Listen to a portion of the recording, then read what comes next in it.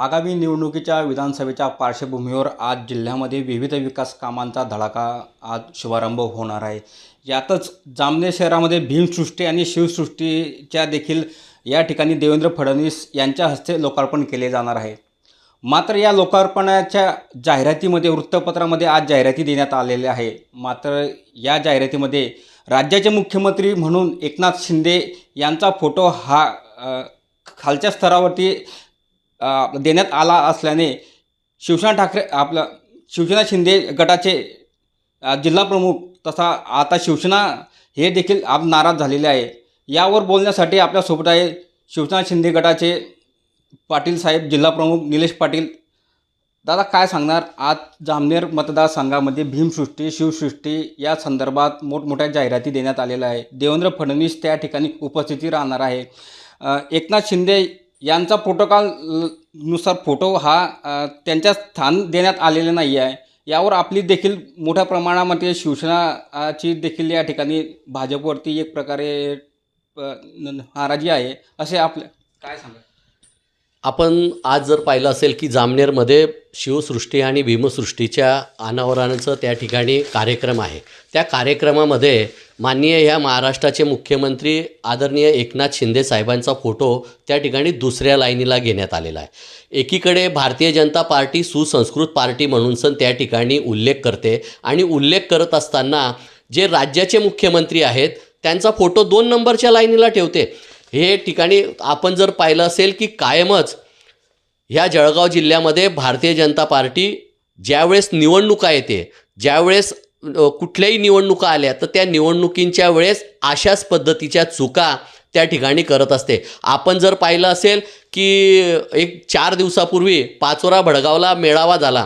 त्या मेळावा महायुतीचा मेळावा म्हणून त्या ठिकाणी शिवसेनेचे आमदार आदरणीय किशोर आप्पांनी त्या ठिकाणी घेतला. त्या ठिकाणी सगळ्या महायुतीच्या लोकांना आमंत्रित करण्यात आलं होतं, पण त्या ठिकाणी भाजपच्या पदाधिकाऱ्यांनी एकही त्या ठिकाणी कार्यक्रमाला तिथं आले नाही. मग एकीकडे तुम्ही महायुती म्हणून आमच्याकडनं अपेक्षा करतात आणि एकीकडे तुम्ही अशा चुका करतात.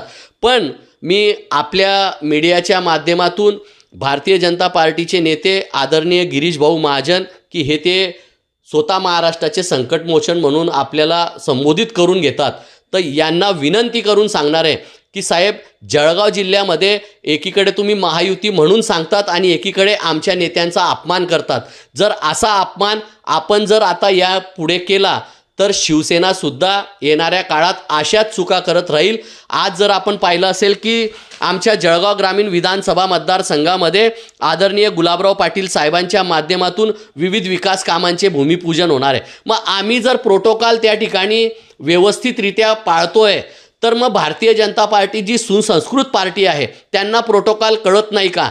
मग एकीकडे आमच्याकडनं अपेक्षा करायच्या, लोकसभेला आपण जर पाहिलं असेल की शिवसेनेने प्रामाणिकपणे त्या ठिकाणी काम केलं आणि काम करत असताना प्रत्येक शिवसेने आमदारांच्या मतदारसंघातून त्या ठिकाणी भाजपाला खूप मोठ्या प्रमाणात लीड देऊन दिला. मग एकीकडे आम्ही युती धर्म पाळतो आणि एकीकडे तुम्ही आमच्या नेत्यांचा अपमान करतात, तर हा अपमान आता शिवसेना कधीही खपवून घेणार नाही. हे आपल्याला मी या आपल्या मीडियाच्या माध्यमातून विनंती करतो. भाऊ, हा जो फोटो आपला टाकण्यात आलेला हा जाणून बुजून टाकला असेल असे आपल्याला वाटते का? बिलकुल 100% जाणून बुजून टाकला आहे. की आपण जर शासकीय ॲड पाहिल्या तर त्या शासकीय ॲडमध्ये कायमस्वरूपी त्या ठिकाणी एकनाथ शिंदे साहेबांचा फोटो त्या ठिकाणी वर घेतला जातो. त्याच्यानंतर भारतीय जनता पार्टी ज्यावेळेस ॲड देते तर तिथं 2 नंबरच्या लाईनीमध्ये त्या ठिकाणी फोटो टाकते. मग हे काय? जर अधिकाऱ्यांना प्रोटोकॉल कळतो, शिवसेनेला प्रोटोकॉल कळतो, राष्ट्रवादी अजित पवार गटाला प्रोटोकॉल करतो, मग भारतीय जनता पार्टी जी सुसंस्कृत पार्टी आहे ह्या पार्टीला का कळत नाही? म्हणजे हे पण आम्हाला या ठिकाणी खेद वाटते की हे स्वतःहून चुका निवडणुका आल्या करतात की बाबा चुका करायच्या, शिवसेना आक्रमक होईल आणि मग कुठेतरी मतभेद दाखवायचे, अशा पद्धतीचं काम भारतीय जनता पार्टी या ठिकाणी करते. ह्या सगळ्या गोष्टींची तक्रार मी आदरणीय एकनाथ शिंदे साहेबांकडे करणार आहे की जेणेकरून येणाऱ्या काळामध्ये अशा चुका परत भारतीय जनता पार्टी करणार नाही, याची यांनी दखल घ्यावी. आता 2 दिवसापूर्वी आपण सांगितले पाचोरा येथे मेळावा झाला. त्या मेळाव्याला भाजप देखील उपस्थित नव्हते. मात्र जे भाजपाचे जिल्हाध्यक्ष त्यांनी सांगितलं की आम्हाला त्या मेळाव्याचे निमंत्रण न होते. यामध्ये सत्यता काय आहे? हे बघा, सत्यता असं आहे की भाजपाचं कायमच मत राहिलं आहे की खोटं बोलायचं पण रेटून बोलायचं. आपण जर पाचोरा भडगाव विधानसभा मतदारसंघामध्ये त्या ठिकाणी फिरलात तर जे काही पॉम्पलेट महायुतीच्या मेळाव्याच्या संदर्भात वाटले गेले होते त्याच्यावर सगळ्यांचे फोटो होते. त्याच्यावर भाजप, शिवसेना आणि राष्ट्रवादी अजितदादा गटांचे जे त्या ठिकाणचे प्रमुख होते त्या लोकांचे नावं होते. पाचोऱ्याच्या म्हणजे आमच्या शिवसेना कार्यालयातून त्या ठिकाणून प्रत्येक महायुती घटकाच्या पदाधिकाऱ्यांना त्या ठिकाणून फोन गेला होता, त्या ठिकाणून आमंत्रित करण्यात आलं होतं. पण तिथं असं आहे की त्यांचे भाजपाचे तालुका अध्यक्ष त्या मतदारसंघातून इच्छुक आहे, अमोल शिंदे म्हणून, आणि म्हणून भारतीय जनता पार्टी गुप्त पद्धतीने आतून त्यांचं काम करणार आहे आणि म्हणून ही लोकं त्या ठिकाणी आली नव्हती. भाऊ, लोकसभेच्या निवडणुकीमध्ये आपण वारंवार अशा तक्रारी केल्या होत्या की गेल्या निवडणुकीमध्ये, विधानसभेच्या निवडणुकीमध्ये भाजपने बंडखोरी केली होती. आता तीच पुनरावृत्ती परत या विधानसभेत होऊ नये असा शब्द गिरीश महाजन यांनी आपल्याला दिला होता, अर्थात आपल्या शिवसेनेला दिला होता. मात्र तरी देखील पाचोऱ्यामध्ये जर बंडखोरी जर झाली तर आपली भूमिका काय असणार शिवसेना तुम्ही बघा, कायम आगामी विधानसभा निवडणुकींमध्ये गिरीश भाऊ महाजन शिवसेनेचे ज्या ज्या ठिकाणी उमेदवार असतात त्या त्या ठिकाणी बंडखोर उमेदवार त्या ठिकाणी देत असतात. आमची अपेक्षा एवढीच आहे की बाबा, ज्या पद्धतीने जर तुम्ही आमच्याकडनं अपेक्षा करतात तर तुम्ही बंडखोरी करू नका. त्याच्यानंतर गिरीश भाऊ महाजनांनी ह्या गोष्टीचा खुलासा दिला नाही. उलट कार्यक्रमाला ह्या जळगाव जिल्ह्याचे पालकमंत्री आदरणीय गुलाबराव पाटील साहेबांनी खंत व्यक्त केली की अशी परिस्थिती हे जर ठेवत असतील मग आम्ही यांच्याकडनं काय अपेक्षा ठेवावी. तर आमची विनंती आहे यांना की जर परत तुम्ही 2019 सारखं जर परत बंडखोर उमेदवार किंवा उभे करत असाल आणि त्या गोष्टीचा आपण खुलासा न करत असाल तर शिवसेनाही तुमच्याच पावलावर पाऊल ठेईल, शिवसेनाही तुमच्याच पद्धतीच्या सारख्या चुका करेल, हे त्यांनी लक्षात घ्यावं. भाजप लोकसभेपुरता तुमचा वापर करून घेते आहे का असं तुम्हाला वाटते का? आणि विधानसभा जर आली तर परत तयार असते भाजप? हे बघा, आपण पाहिलं असेल की ह्या सगळ्या गोष्टींचा खुलासा आम्ही गिरीश भाऊंना त्यावेळेस सांगितला होता. गिरीश भाऊंनी ज्यावेळेस त्यांच्या GM फाउंडेशनला मीटिंग झाली होती तर त्या मीटिंगमध्ये आमचा पहिला प्रश्न हाच होता की भाऊ, जे 2019ला घडलं ते आता परत नको घडायला. तर त्यांनी शब्द दिला होता, मग त्यांनी त्यांचा शब्द पाळावा की बाबा जे काही मागे घडलं ते आता घडणार नाही. हा शब्द गिरीश भाऊ महाजनांनी दिला होता आणि तो शब्द त्यांनी पाळला पाहिजे अशी विनंती आम्हाला आहे. आणि जर त्यांनी शब्द नाही पाळला तर शिवसेनाही अशाच पद्धतीने मग करेल. गिरीश महाजन अमोल शिंदेला थांबवू शकत नाही का? 100% थांबवू शकतात. जर आपण पाहिलं असेल की त्यांचा तालुका अध्यक्ष जर अशा पद्धतीने चुका करत असेल तर भारतीय जनता पार्टीने किंवा त्यांच्या जिल्हा अध्यक्षाने कारवाई केली पाहिजे, त्यांना पार्टीतून बडतर्फ केलं पाहिजे. जर शिवसेना भाजपाचं काम नाही करत असेल तर आम्ही तशा पद्धतीने करू. मागच्या वेळेस सुद्धा ज्या ज्या ठिकाणी शिवसेनेचे बंडखोर उमेदवार उभे राहिले होते तर त्या ठिकाणी पार्टीने त्यांना पार्टीतून काढून टाकलं होतं, हे आपल्याला माहिती आहे.